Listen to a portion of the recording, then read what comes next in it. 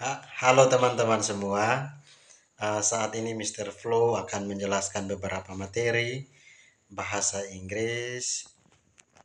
Mohon teman-teman uh, mendengarkan dengan baik supaya teman-teman dapat menerapkannya juga dengan baik. Teman-teman langsung saja Mr. Flow akan menjelaskan perbedaan antara border, corner, dan juga edge.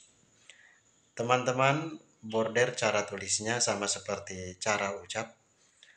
Corner cara tulisnya corner. Dan juga edge cara tulisnya edge. Teman-teman, untuk border itu berarti batas wilayah.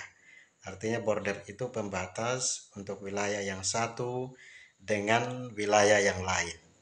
Kalau untuk edge itu berarti tepi atau pinggiran, dan kalau corner itu berarti sudut, ya, sudut suatu benda. Ya, seperti itu teman-teman untuk perbedaan antara border, edge, dan juga corner. Yang berikut teman-teman, Mr. Flow akan menjelaskan perbedaan antara soil dan juga ground dan juga land. Teman-teman, soil cara tulisnya tetap sama seperti cara ucap. Ground cara tulisnya GROUND, dan juga land cara tulisnya LAND.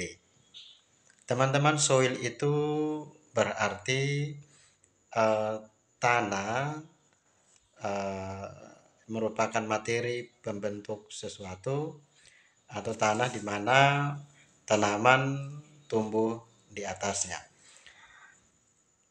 Jadi itu untuk soil, di mana kita menjelaskan tentang tanah yang subur atau tanah yang kerdil. Kita menjelaskan tentang tanah digunakan untuk menanam tanaman. Kita menggunakan kata soil.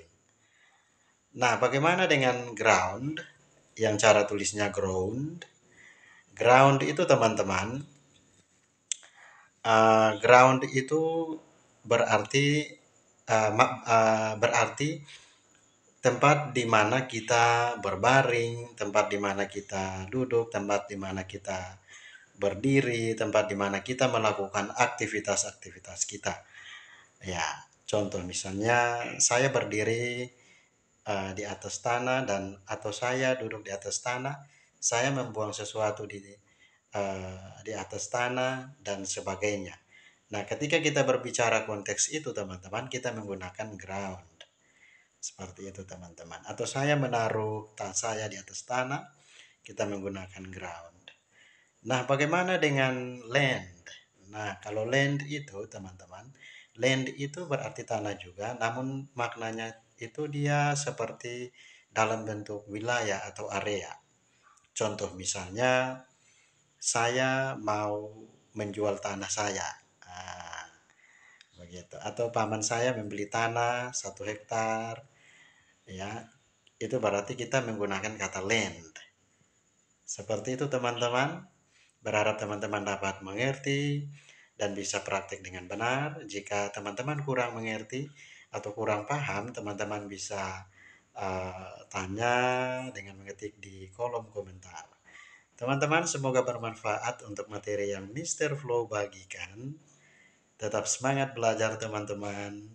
Mr. Flow yakin teman-teman pasti bisa. God bless you teman-teman semua.